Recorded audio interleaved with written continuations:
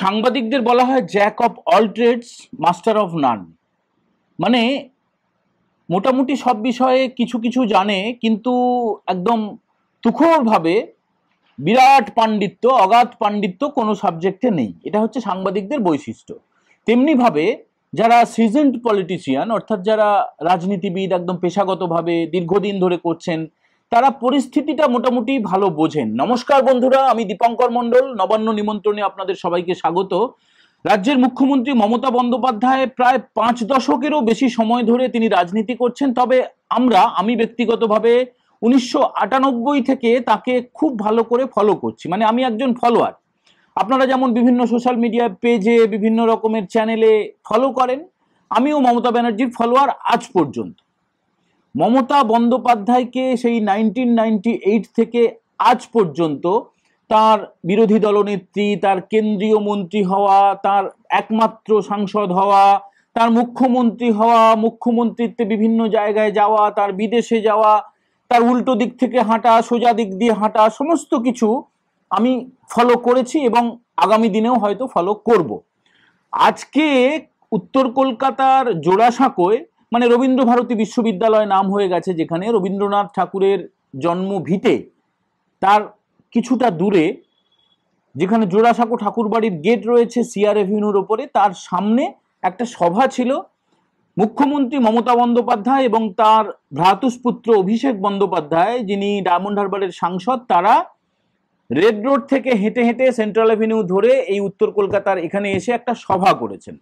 এই সভার প্রস্তুতি চলেছে প্রায় 3 দিনেরও বেশি সময় ধরে, রাস্তা পুরোপুরি অবরুদ্ধ করে। এবং শুধু কি আর সেন্ট্রাল এভিনিউ, তার পাশাপাশি যত পাড়া আছে, মানে ঢিল ছুড়লেই চোর বাগান বলে একটি বিখ্যাত পুজো হয়, দুর্গোৎসব হয়, চোর বাগানের পুজো, ওই দিকে যে গলিগুলো রয়েছে, অন্যান্য দিকে, মানে চারদিকে অন্তত 500 মিটার ব্যাসার্ধ করে যদি একটা বৃত্ত টানা যায়, যতগুলো গলি গালা যা কিছু রয়েছে সব অবরুদ্ধ করে দিয়েছিল পুলিশ, যাতে করে মমতা ব্যানার্জির কাছে অন্য কেউ না পৌঁছে যেতে পারেন, কোনো অবাঞ্ছিত ঘটনা না হয়। সেটা তার ব্যাপার, মানে সেটা প্রোটোকলের মধ্যেই পড়ে, মুখ্যমন্ত্রী সভা বলে কথা। তো আজকের সভায় আমরা যেটা দেখলাম যে জেনারেটর ছিল, দমকল ছিল, বায়ো টয়লেট ছিল, মমতা ব্যানার্জির সুসজ্জিত মঞ্চ ছিল, এক মানুষ সমান উঁচু সেই মঞ্চ, অর্থাৎ 6 ফুট 7 ফুট উঁচু মঞ্চ, এবং অবশ্যই তার তাবেদার সমস্ত সংবাদ মাধ্যমের ক্যামেরাম্যান ছিল, তাদের সাংবাদিকরা ছিলেন, এবং অবশ্যই ভাড়া করা কিছু লোক ছিল, কয়েক হাজার পুলিশ ছিল। কিন্তু শুধু ছিল না কি জানেন তো, ছিল না প্রাণ। অর্থাৎ স্বতঃস্ফূর্তভাবে একজনকেও আমি আসতে দেখিনি। এবং সবচেয়ে যেটা মজার কথা, আপনারা শুনলে অবাক হয়ে যাবেন, এবং 1998 সালের পরে এই প্রথম, মানে তৃণমূলের জন্মলগ্ন থেকে আমার চোখে এই ঘটনা পড়েনি যে মমতা ব্যানার্জি নিজে মঞ্চে রয়েছেন অথচ সামনেটা পুরো ফাঁকা। সামনে কয়েকজন ক্যামেরাম্যান, তারা ক্যামেরা নিয়ে দাঁড়িয়ে আছেন, রেকর্ড করছেন। আর মমতা ব্যানার্জির তার সোশ্যাল মিডিয়া টিম থাকে, তাদের আবার একাধিক গাড়ি রয়েছে, সরকারি ক্যামেরাম্যান রয়েছে। অথচ এই সভাকে সাফল্যমণ্ডিত করবার জন্য কি না করেছে তৃণমূল, সরকারকে কাজে লাগিয়েছে। মানে তৃণমূলেরই সভা, তৃণমূলের একদম সিম্বল ছিল, জোড়া ফুলের সিম্বল, যেখানে মঞ্চ ডায়াসে দাঁড়িয়ে অভিষেক ব্যানার্জি, মমতা ব্যানার্জি বক্তৃতা দিয়েছেন। এটা তৃণমূলের সিম্বল ছিল, তৃণমূলের ঘোষিত সভা। হতেই পারে তারা কোনো অনুমতির তোয়াক্কা রাখে না, মানে শাসক দল হলে যা হয় এগুলো সবই আমাদের মেনে নিতে হবে, আমরা মেনে নিতে বাধ্য। অন্য কোনো বিরোধীদের সভা করতে হলে, মিছিল করতে হলে আদালত থেকে অনুমতি আনতে হয়, আবার তারপরে অনুমতি মিললেও চ্যালেঞ্জ করে আবার আদালতে যায়। এই যে আজকে রাজ্যের বিরোধী দলনেতা শুভেন্দু অধিকারী সোদপুরে হেঁটেছেন, তারপরে সভা করেছেন, এবং সেই সভায় কি ভিড় হয়েছে দেখেছেন? মমতা ব্যানার্জি মুখ্যমন্ত্রী হিসেবে তার তো গোয়েন্দা রিপোর্ট আসে, মোবাইলে মুহুর্মুহু ছবি আসে, সেই ছবিগুলো কি তিনি দেখছিলেন আমরা জানি না, আমরা নিচ থেকে দেখেছি তিনি মোবাইলটা ঘাঁটছিলেন, এইভাবে মোবাইলটা ঘাঁটছিলেন, স্ক্রোল করছিলেন, আরো বেশি গম্ভীর হয়ে যাচ্ছিলেন, আরো বেশি হতবাক হয়ে যাচ্ছিলেন, আরো বেশি অবাক হয়ে যাচ্ছিলেন। বিস্ময়ের সঙ্গে তাকে বিপন্ন হতে আমরা আগেও দেখেছি, বিধানসভার ভিতরে, বিধানসভার বাইরে। তিনি ভীষণভাবে তার শরীরী ভাষা, যাকে বলে বিপন্নতা, গ্রাস করেছিল, ভীষণভাবে বিরক্ত হয়েছিলেন। আগে তিনি সংবাদ মাধ্যমের কর্মীদের সঙ্গে, মানে সো কল্ড সাংবাদিকদের সঙ্গে তিনি বসে আড্ডা দিতেন, তিনি চা পান করতেন, তিনি তাদের সঙ্গে গল্প করতেন, কবিতা বলতেন, কাউকে নাচতে বলতেন, গাইতে বলতেন, অনেক কিছুই হতো, ঘন্টার পর ঘন্টা ধরে আড্ডা চলতো। সেখান থেকে কিছু খবর তিনি জানতেন, সাংবাদিকরা তার থেকে কিছু খবর জানতো। কিন্তু সেটা পুরোপুরি বন্ধ হয়ে গেছে। মমতা ব্যানার্জির ভেতরের খবর বেরিয়ে যাচ্ছে বাইরে, সেরকম একটা রিপোর্ট আসার পর থেকে সাংবাদিকদের সঙ্গে তিনি আড্ডা দেওয়া বন্ধ করেছেন। তবে তার পা চাটা চাটুকাররা একদম হাতে গোনা দু একজন আছে, তাদেরকে তিনি নবান্নের 14 তলায় ওঠার অনুমতি দেন বা 30B হরিশ চ্যাটার্জি স্ট্রিটে যাওয়ার অনুমতি দেন। তাদের সঙ্গে তিনি টুকটাক কথা বলেন এবং তার আইপ্যাক তো রয়েছে, অতএব এখন তারা আর চোরপোটার বা রিপোর্টার কাউকেই লাগবে না, আইপ্যাকের রিপোর্ট তিনি নেন। কিন্তু এই আইপ্যাকটা কারা? আইপ্যাক হচ্ছে বাইরে থেকে আসা একটা ভোট সমীক্ষক সংস্থা। তারা রিপোর্ট দিয়েছে, তবে তাদের খুব একটা দোষ আছে বলবো না। তারা রিপোর্ট দিয়েছিল যে আপনার জনপ্রিয়তা আস্তে আস্তে কমছে, মানুষের মধ্যে আপনার প্রতি ক্ষোভ ক্রমশ বাড়ছে। অভিষেক ব্যানার্জি ছেড়ে দিন, ও যতই চিল্লামিল্লি করুক যা করুক, একজন সাংসদ বই তো আর নয়, এবং তার পরিচয় তো শুধুমাত্র মুখ্যমন্ত্রীর ভাইপো। তিনি কোনো গণ আন্দোলনও করেননি, কিচ্ছু করেননি। হঠাৎ করে আমরা দেখলাম, যদিও মমতা ব্যানার্জি বলেন যে 2 বছর বয়স থেকে তিনি রাজনীতি করছেন, এগুলো বাল খিল্ল কথাবার্তা, এগুলো হাস্যকর কথা। তো অভিষেক বন্দ্যোপাধ্যায়ের উত্থান, সেটা হচ্ছে যেটা শুভেন্দুবাবু বলে থাকেন যে তিনি লিফটে করে উঠে গেছেন রকেটের গতিতে, সেটা তো সত্যি। তিনি কোনো আন্দোলন করা, কোথাও কোনো ধর্ণা করা, পুলিশের মার খাওয়া, হ্যাঁ একবার তিনি দিল্লিতে গিয়েছিলেন এই 100 দিনের কাজ নিয়ে, তিনি আইন ভাঙার চেষ্টা করেছিলেন, দিল্লি পুলিশ তাকে মারেনি। তার যারা কর্মী সংগঠক যারা গেছিল আপনার ফ্লাইটে করে, ট্রেনে করে, ফার্স্ট ক্লাসের টিকিট কেটে দিল্লি বেরিয়েছে, তাদেরকে 2-4 ঘা দিয়েছে। আবার বলছেন অভিষেক ব্যানার্জি বলছেন আবার নাকি দিল্লিতে যাবেন। তো সে যান, দিল্লি একবার কেন 100 বার যান।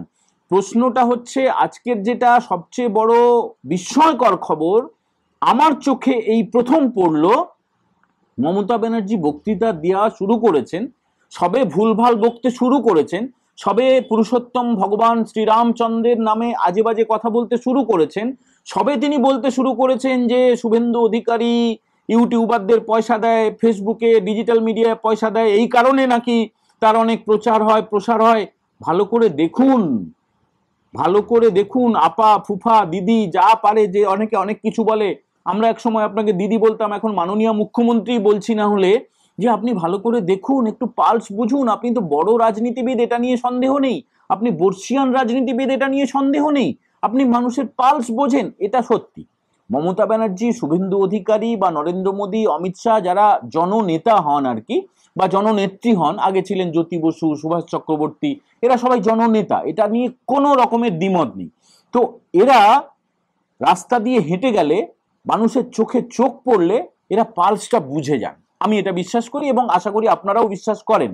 তো মমতা ব্যানার্জি মানুষের পালস বুঝতে পারবেন না, এটা আমি বিশ্বাস করি না। তিনি পরিষ্কার বুঝতে পারছেন যে মানুষের সমর্থন, শ্রদ্ধা, ভক্তি, ভালোবাসা, আবেগ সবকিছু সরে যাচ্ছে আস্তে আস্তে, সরে যাচ্ছে আস্তে আস্তে। আচ্ছা সরবে না কেন বলুন তো? প্রায় 1.5 দশক ধরে তিনি রাজ্য শাসন করলেন এবং তার একটাই এজেন্ডা ছিল আগে, 2011-তে, 2016-তে কি ছিল? সিপিএম হটাও। সিপিএম এর মতো খারাপ জিনিস আর নেই। লোকে শুনলো মমতার কথা, সিপিএম কে সরালো। 2021-এ এসে বলল যে বিজেপির মতো খারাপ জিনিস আর নেই। আবার 2026-এর আগে শোনা যাচ্ছে, শুভেন্দুর নাম না করেই বলছেন তিনি, যে এর মতো গদ্দার আর নেই, এর মতো বিভীষণ আর নেই, এর মতো খারাপ লোক আর নেই। আপনি প্রমাণ করতে পারবেন মমতা বন্দ্যোপাধ্যায়, শুভেন্দু অধিকারী কন্টেন্ট ক্রিয়েটারদের, ডিজিটাল মিডিয়ার লোকেদেরকে টাকা দেয়? বরং আপনার দলই তো বিজ্ঞাপন দিয়েছে, সাংবাদিক বৈঠক করেছে, ডিজিটাল বোদ্ধানা যোদ্ধা কি সব নামিয়েছে, তারা তো টাকা খাটানো শুরু করেছে। মানে আপনি আর কি, আপনি বা আপনার ভাইপো, যে কেউ একজন, তারা তো কোটি কোটি টাকা ঢালতে শুরু করবে। আমার কাছে অফার এসেছিল, এখন না, এখন না, আগের কথা বলছি, একদম সরাসরি অফার এসেছিল, লক্ষ লক্ষ টাকা, বিরাট প্রলোভন, গাড়ি থাকবে, অফিস থাকবে, শুধু কন্টেন্ট তৈরি করতে হবে, শুধু আপনার সুনাম করতে হবে, শুধু আপনাকে ভালো ভালো ভালো ভালো বলতে হবে। বলা যায়, বলছেন, এখন 2-1 আছেন তারা আপনাকে ভালো ভালো ভালো ভালো বলে যাচ্ছেন, কিন্তু কি করে বলছেন তারা আমাদের জানা নেই। তারা কি আয়নায় মুখ দেখেন? আমাদের জানা নেই। কি করে বলবেন? একজন মানুষকে ভালো ভালো, একটা সরকারকে ভালো ভালো কি করে কেউ বলতে পারে? এত চুরি, এত দুর্নীতি, চাকরি চুরি, চাকরি খেয়ে নেওয়া, মহিলাদের উপরে অত্যাচার, তারপরে শিশুদের উপরে অত্যাচার, কোন ডিপার্টমেন্টটা ঠিক আছে বলুন তো? এই যে আজকের সভাটাকে সফল করার জন্য আপনি রাজ্য সরকারি মেশিনারিকে লাগিয়ে দিলেন, তথ্য সংস্কৃতি দপ্তর আপনার অধীনে, তথ্য সংস্কৃতি দপ্তর নেমে গেল যে আজকের সভা যাতে সফল হয় তারা প্রচার করতে শুরু করলো, অথচ আপনি ব্যর্থ হয়ে গেলেন। আপনার পুলিশ 3 দিন আগে থেকে রাস্তা দখল করে নিল, মঞ্চ যখন বাধা হচ্ছে পুলিশি নিরাপত্তায় বাধা হচ্ছে, আপনি ব্যর্থ হয়ে গেলেন। আপনি এত লোক আনলেন, তাদেরকে টাকা পয়সা দিয়ে আনা হয়েছে কিনা তা তো আমরা জানি না, তবে তাদেরকে জোর করে আনা হয়েছে এটা বোঝা যাচ্ছে। তার কারণ আপনি যখন বলছিলেন মঞ্চে, ভুলভালই বলছিলেন, কোনো নতুনত্ব নেই, সেই একই কথা একই সুর। তবে হ্যাঁ, কিছুটা নমনীয় আপনি হয়েছেন। আপনি 21শে জুলাই থেকে বললেন, তারপরে নবান্ন থেকে বললেন, বোলপুর থেকে বললেন এসআইআর হতে দেব না, কিন্তু এসআইআর এর কাজ হওয়া শুরু হয়ে গেল। বিএলওরা বাড়ি বাড়ি এনামোরেশন ফর্ম নিয়ে পৌঁছে দিলেন এবং 1 মাস ধরে এটা চলবে। আপনি পরিষ্কার বুঝে গেছেন যে এটা যদি আমি বন্ধ করার চেষ্টা করি, মে মাসের 4 তারিখ মধ্যরাত্রি পর্যন্ত আপনার সরকারের মেয়াদ, তার মধ্যে নতুন সরকার যদি না তৈরি হয় রাষ্ট্রপতি শাসন জারি হবে। এটা আপনি ভালো জানেন, আপনার ভাইপোও জানে। আমরা বলছি না যে 6 তারিখে কোর্টে শুনানি রয়েছে প্রাথমিকে শিক্ষক কেলেঙ্কারির, সেখানে অনেকেই বলছেন ভাইপো অ্যারেস্ট হয়ে যেতে পারে, কারণ সিবিআই এর চার্জশিটে অভিষেক ব্যানার্জির নাম ছত্রে ছত্রে রয়েছে, পার্থ চট্টোপাধ্যায়, কুন্তল, কালীঘাটের কাকু মানে সুজয় কৃষ্ণ ভদ্র, একাধিক নাম রয়েছে। বিরাট বিরাট যারা আইনজীবী, প্রথিতযশা আইনজীবী, তারা দাবি করছেন অভিষেক ব্যানার্জি অ্যারেস্ট হবেন। সেসব নিয়ে আপনার বিষণ্ণতা কিনা আমরা জানি না। অভিষেক ব্যানার্জির বক্তব্য আজকে একদম মনে হয়েছে ঢ্যাঁড়সের মতো, ভেজিটেবলের মতো ছিলেন, মিয়ে ছিলেন। কোথায় গেল তার গাছে বেঁধে রাখার হুঙ্কার, কোথায় লাইট পোস্টে বাঁধার হুঙ্কার, কোথায় বাপ বাপান্ত করার মতো আজে বাজে নোংরা কথা, কিছুই নেই। বেশ কিছুটা দেখবেন শুকনো খড়মড়ে মুড়িতে জল ঢেলে দিলে যেভাবে মিয়ে যায়, সেইভাবে অভিষেক ব্যানার্জি মিয়ে গেছেন। ঠিক আছে, অনেক ছোট, বয়স কম, অনেক অভিজ্ঞতা তার বাকি আছে, অনেক পথ তিনি যাবেন যদি তিনি রাজনীতিতে থাকেন। তিনি না হলে কখনো গরম গরম বলবেন, কখনো মিয়ে যাবেন, কিন্তু মমতা ব্যানার্জি, আপনার কেরিয়ারের তো উত্তুঙ্গ সময়টা আপনি পেরিয়ে এসছেন, এত দীর্ঘ রাজনৈতিক জীবনে আপনার অভিজ্ঞতা আছে, কেন এমনটা হলো? আপনি একা যে অবাক হচ্ছেন তা নয়, আমরাও খুব অবাক হয়েছি, খুব অবাক হয়েছি। তার কারণ যেভাবে একটা কলকাতার ব্যস্ততম রাস্তা সপ্তাহের একদম শুরুতে 3 দিন ধরে রাস্তাটা আটকে রেখেছেন, স্কুলের ছাত্রছাত্রীরা যেতে গেলে ঘুরে ঘুরে ঘুরে ঘুরে যাচ্ছে, যারা ডেলিভারি দেয়, খাবারের ডেলিভারি দেয়, যারা বিভিন্ন রকমের সামগ্রী যেগুলো অনলাইনে কেউ অর্ডার করলে তাদের পৌঁছে দিতে হয়, তাদেরকে ঘুরে ঘুরে ঘুরে ঘুরে, যে ছেলেটা দুধ দেয় তাকেও ঘুরে ঘুরে ঘুরে ঘুরে আসতে হচ্ছে, কেউ অসুস্থ হলে চিকিৎসকের কাছে যাবেন, ঘুরে ঘুরে ঘুরে ঘুরে যেতে হচ্ছে।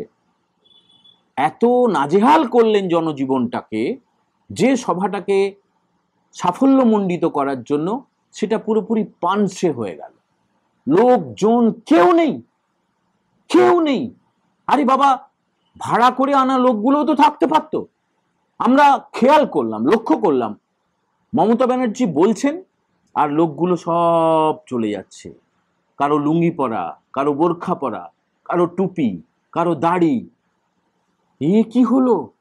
অথচ একদম তারকা খচিত, নক্ষত্র খচিত মঞ্চ, সোকল্ড কোট আনকোট, তাদেরকে দেখার জন্যও কেউ নেই। বাধ্য হয়ে মমতা ব্যানার্জি বুঝলেন যে আমার কথা কেউ শুনছে না, কেউ শুনতে চাইছে না। এই কেউ একটা গান গাওতো, গান গাওয়ানো শুরু করে দিলেন, তাতেও লোক থাকলো না। ওই গান কেন শুনবে? চটুল নাচ চলছে চারিদিকে।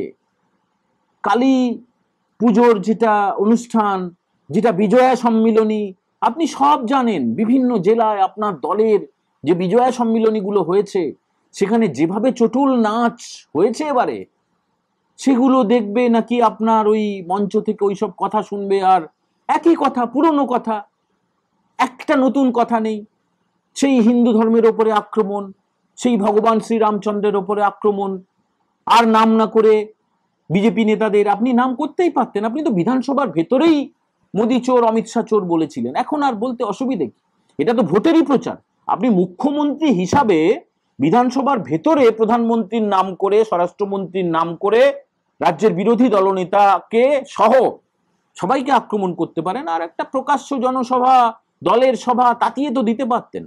আপনি বুঝে গেছেন এখন তাতালে আপনারই বিপদ হবে।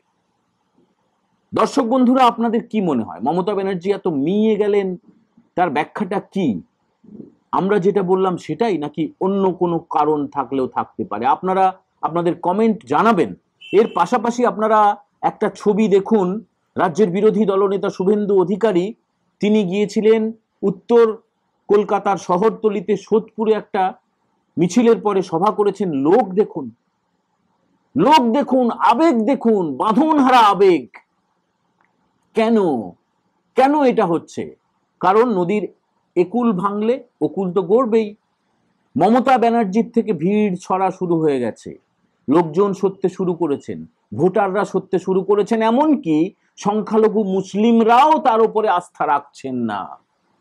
তারা আইএসএফ এর দিকে চলে যাচ্ছেন, তারা কংগ্রেসের দিকে চলে যাচ্ছেন, কেউ কেউ সিপিএম এর দিকে চলে যাচ্ছেন, এবং অল ইন্ডিয়া এমআইএম বলে যে দলটি রয়েছে সেই দলের প্রতিও অনেক আসক্তি দেখা যাচ্ছে। 2026-এ আপনারা আমাদের এই কথাগুলো মিলিয়ে নেবেন। আর তো কয়েকটা মাস বাকি আছে, মিলিয়ে নেবেন। ভিড়টা দেখুন রাজ্যের বিরোধী দলনেতা শুভেন্দু অধিকারীর সভায়। তার কারণ, তাকে প্রত্যেকটা সভা করতে হয় আদালতের অনুমতি নিয়ে। আদালতের অনুমতি মেলার পরেও রাজ্য সরকার সেই সভা করতে দেবে না বলে পাল্টা চ্যালেঞ্জ করে। তারপরেও যখন অনুমতি মিলে যায় তখন আনন্দের বাঁধটা ভেঙে যায়। যারা তৃণমূলকে পছন্দ করে না, তৃণমূলের নীতিকে পছন্দ করে না, তৃণমূলের চুরিকে পছন্দ করে না, তৃণমূলের অত্যাচারকে পছন্দ করে না, তারা তখন বাঁধন ভাড়া হয়ে এই ধরনের সভায় যোগ দেয়। বন্ধুরা, যারা এখনো পর্যন্ত নবান্ন নিমন্ত্রণ চ্যানেলটা সাবস্ক্রাইব করেননি অবশ্যই সাবস্ক্রাইব করবেন। কেউ জয়েন করতে চাইলে মাসে মাত্র 59 টাকার বিনিময়ে আপনারা জয়েন করতে পারেন, অর্থাৎ প্রাথমিক সদস্যপদ নিতে পারেন। আর যদি আপনাদের এই কন্টেন্ট ভালো লাগে তাহলে অবশ্যই একটু লাইক করবেন, কমেন্ট করবেন। পুরো কমেন্ট যদি নাও করার সময় থাকে একটা ইমোজি দিয়ে দেবেন, বিশেষ কারণে এটা খুবই দরকার। তৃণমূলের যে বাহিনী, যোদ্ধা বাহিনী, ডিজিটাল যোদ্ধা না বোদ্ধা, তারা খুব অত্যাচার করতে শুরু করেছে। আপনাদের একটা কমেন্ট, একটা লাইক, একটা শেয়ার কিন্তু সেই যোদ্ধাদেরকে পরাজিত করবে। সবাই ভালো থাকবেন। পরবর্তী এপিসোডে দেখা হওয়ার আগে পর্যন্ত সবাইকে জয় হিন্দ, বন্দে মাতারাম।